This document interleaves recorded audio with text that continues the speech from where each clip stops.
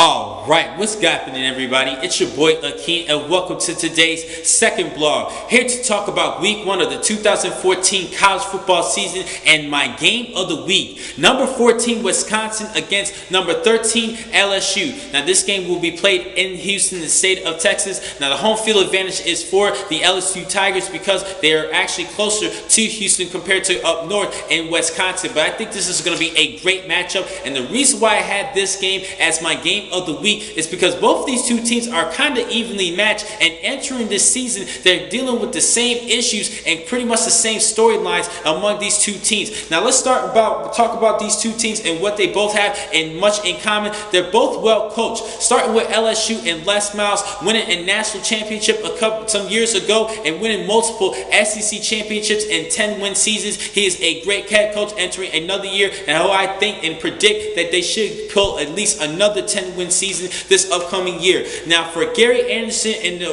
Wisconsin Badgers, Gary Anderson is a good coach. He's just entering his second season as a Wisconsin Badger head coach, and he went 9-4 last season.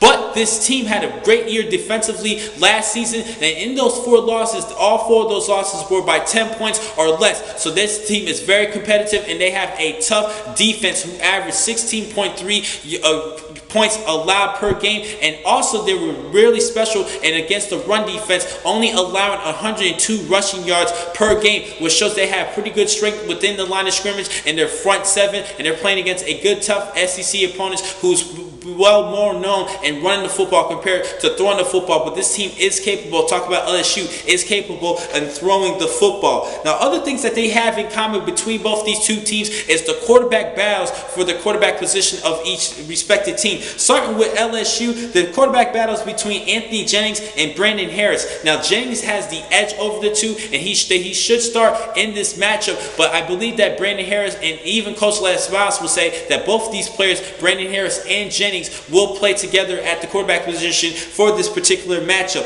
Now for Wisconsin, the battles between Joel Ostavi as well as Tanner McElroy.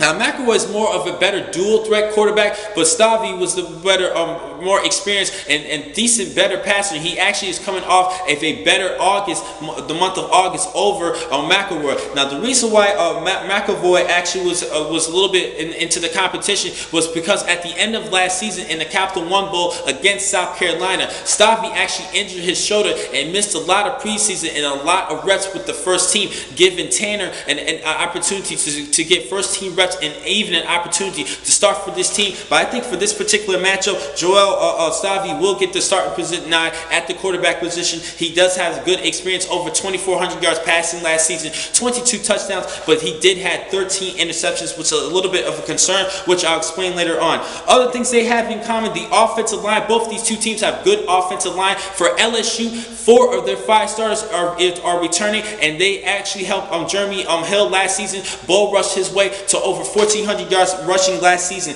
And for Wisconsin, oh my God, this team was phenomenal in running the football, well over 3,500 yards rushing the football, 8th in the country with over 200 yards rushing last season, with Melvin Gordon back this season leading the way at the running back position, and he also has a great outstanding backup behind him and Corey Clement. For both these two average 8.0 yards per carry. I think this is going to be a great running back tandem, possibly the best running back tandem in the nation this upcoming season. Now at the receiver position, now this is where the issue is going to start coming to play for both these two teams. They lost all their top targets, and they're going to have to rebuild with new young players who's going to have to step it up. For Wisconsin, they lost Jared Aberdarius, tight end Jacob Peterson, and James White, who was part of that running back tandem with Melvin Gordon and Corey Clement. Those were the top 3 leading receivers last season, with James White even rushed for over 1,400 yards and running the football. So those are some key losses. So some players who need to step up is Kenzel Doe,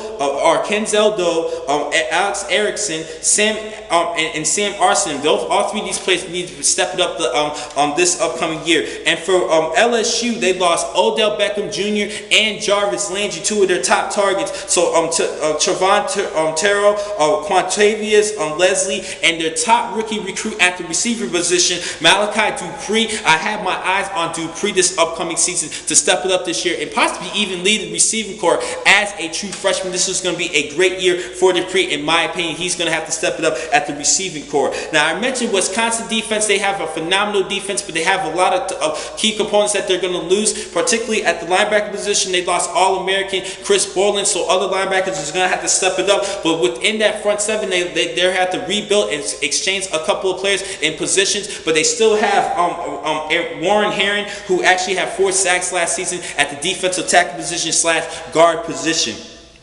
Now for LSU, they still have some key players returning on defense. They have a couple of good defensive ends.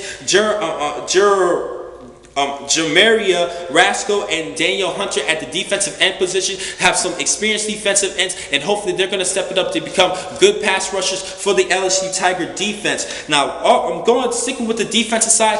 Both defenses are more known for their secondary. Now, I believe that LSU can possibly have the best secondary in the nation if one particular player is allowed to play this upcoming season, and that is Jalen Mills, the safety. He's been dealing with battery case. He should be suspended for the year or even for some games this upcoming season. I'll try to keep you guys posted with that. But they have some 2 good defensive backs, and Tre'Davious White and Rashard Robinson. The cornerbacks, this could be one of the best cornerback tandems in the nation this upcoming season. Now for Wisconsin, they are returning 3 of their 4 returning starters at defensive back, and I'm going to look more towards Sosarin Shelton, the true sophomore. He had a good freshman season, and I think he's going to step it up more for this matchup.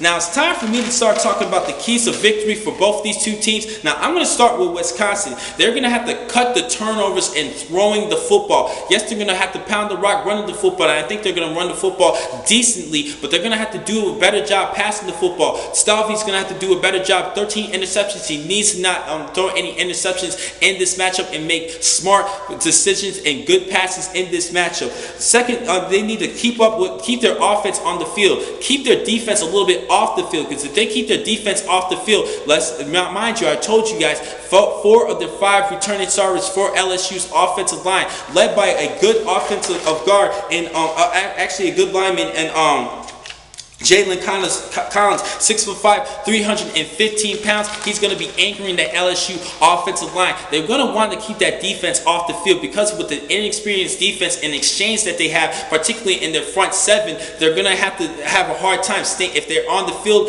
for most of the game against that LSU Tiger offensive line. So they're going to have to try to keep their offense on the field and their defense off. The time of possession is very key for the offensive side. And last but not least, the defensive back must be smart with their instincts and helping support the ground game against LSU. This is going to be very key, because they have a good top freshman running back, the top recruit coming out of high school, and Leonard Fournette. He's actually compared to Adrian Peterson as one of the top high school players in many recent years, and I think that Leonard Fournette should start at running back as a true freshman. Probably is going to get Kenny Hilliard is going to get the nod first over him, but throughout the course of the game and even throughout the season, I think this is going to be Leonard's job at the running back position, at least by the end of the season. So for Wisconsin, the defensive backs is going to have to trust their instincts and support the run desperately to help out that front 7. Now for LSU, starting with their quarterbacks, they're just going to have to really just trust in their offensive line and stay in the pocket. They stay in the pocket, they should be safe, and I think because they have such a great offensive line, they're going to give the quarterback plenty of time to throw the football to these new receiving corps. Also, speaking of the receiving corps, they're going to have to play with, because they have such youth at the receiving corps, and they're playing against an experienced of defensive back for Wisconsin. The youthful receivers is going to have to step up right away for this matchup. And last but not least, the LSU just needs to play SEC football, and it all starts within the line of scrimmage, and that's pretty much what the game boils down to. What happens in the trenches in that line of scrimmage, and because of that, I'm gonna have to go with LSU winning this game over Wisconsin. I think this could be a close game, but I have to go with LSU because of the recruiting class that they have, the more talent they have over Wisconsin. Even though I believe that Wisconsin possibly has a better ground attack over LSU, but because of that defense of LSU and the experience and the quickness and the more toughness of that defense compared to the SEC and the Big Ten, I have to go with LSU over Wisconsin. But I think this is going to be a great game come August 30th. Now, the next time I'm going to catch you guys will be on Tuesday, where I will give you a recap of week 1 of the college football season. Thank you for watching today's blogs from Pro Football Exclusive. I'm your man, Akeem McCall. Be easy.